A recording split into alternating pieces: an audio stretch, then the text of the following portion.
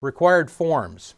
Again, there are certain forms that are connected with this process, particularly the Grad School Form 9 and Grad School Form 32. Definitely make copies of your thesis forms before you come to your appointment. The reason for this is because, especially toward the end of the term where it gets very busy and due to limited staffing, we may not have time to make copies. So it's very important that you make copies or scans of your required forms if you need them before you come in. This speeds up the entire process. Definitely complete any mandatory surveys. Examples of this would be, for masters, would be the Graduate School Exit Questionnaire available in Purdue. Or if you're a PhD, you will also have to do, in addition to the exit questionnaire, you'll need to do what's called the Survey of Earned Doctorates. The key here to remember is that make sure that you fully complete these surveys and bring in hard copy confirmation that you have actually completed them. So again, when you're going through these surveys and come to the page where you're just about ready to log off, make sure you read that carefully and make any necessary copies of the forms before you log out. The reason for this is that if you log out without making copies, you cannot go back in and get those hard copies.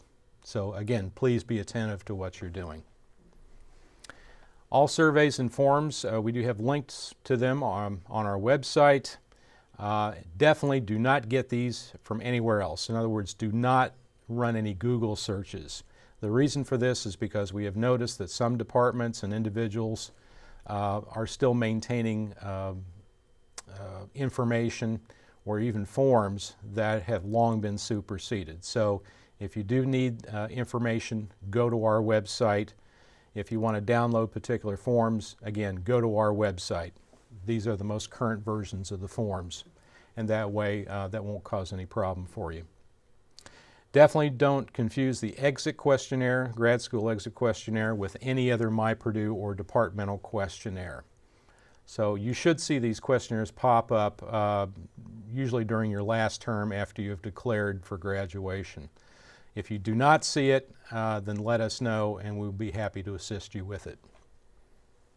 As far as master's required paper forms, these are again described in our checklist, but again, Grad School Form 9, Grad School Form 32, Certificate of Completion for your Graduate School Exit Questionnaire. These are all mandatory forms. If you're a PhD, then of course you would have the 9, the 32, the Exit Questionnaire, and also completion of the Survey of Earned Doctorate. One thing we would ask you to do, particularly on the Form 9, is do not print double-sided. In other words, do not print the attached instructions to that form on the back of the form. We don't need it. It's not necessary. This is what the form looks like for your Grad School Form 9. This definitely needs to be signed by all members of your committee as well as the head of your graduate program. If your department does have a departmental thesis format advisor, she or he should sign as well. And we're specifically talking about this area right here. This is an either-or where the chair of your committee signs or the department format advisor signs.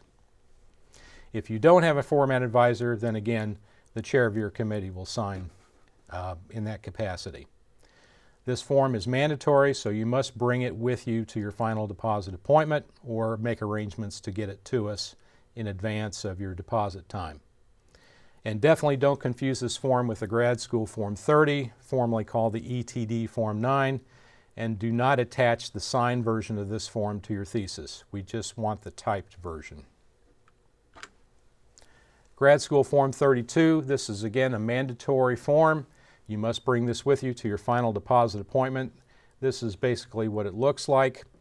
Again, do not attach this form to any hard or soft copy of your thesis. The reason for this is because right here, that has your PUID number, and we do not want to share that with the rest of the world. Tying in with what we said earlier, your major professor must sign Section 3 right here after completing a review of the thesis. And this is especially important now that Authenticate requirements have come online effective September 1st. So you definitely need to make sure that the Authenticate statement is signed and that all other particular blocks need to be signed as well. Grad School Form 15, this is only in cases of requests for confidentiality. A relatively small number of candidates request this each term, but the normal reasons are as shown on the screen here.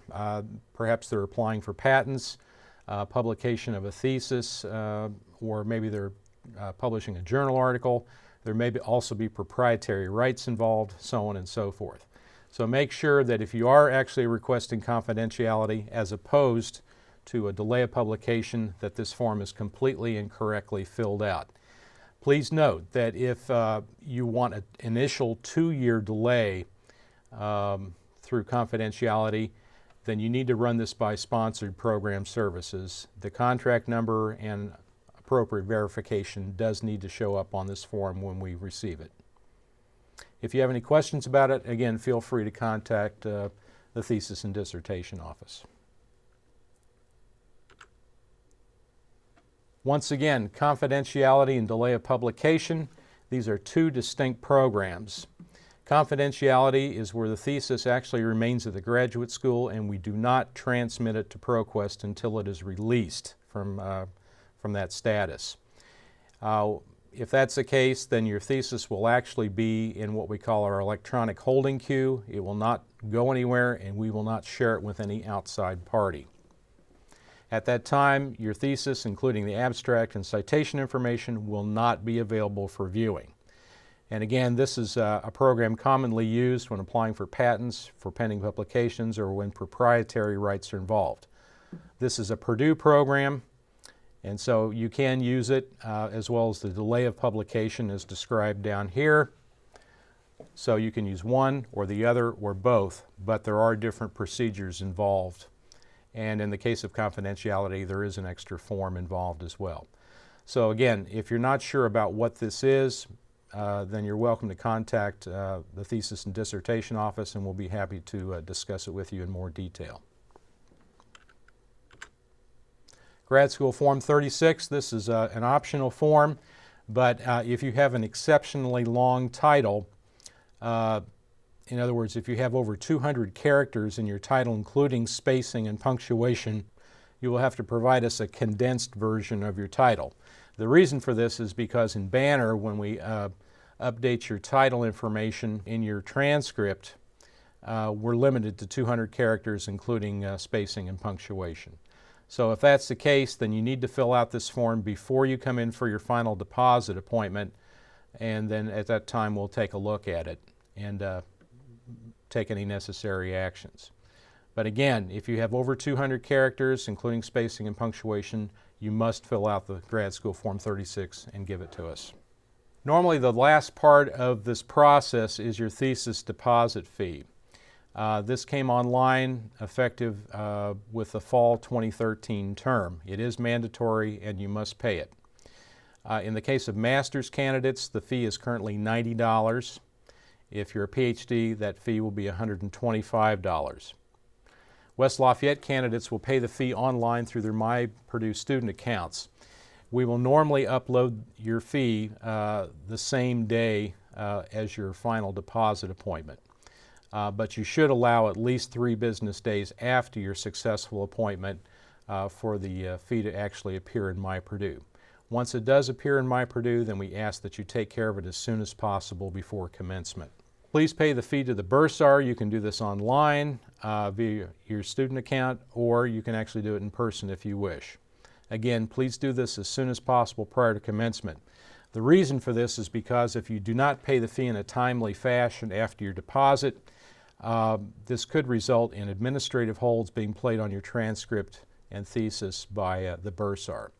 So please keep this in mind that we need you to do this in as timely a fashion as you can.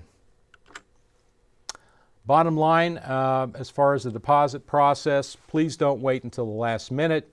If you're not ready at least a few days before the deadline, which is established and clearly stated on our website, then you should consider depositing for the next term. We ask that you remember the 3 B's as part of this process. Be meticulous, be timely, be aware, and you'll be fine.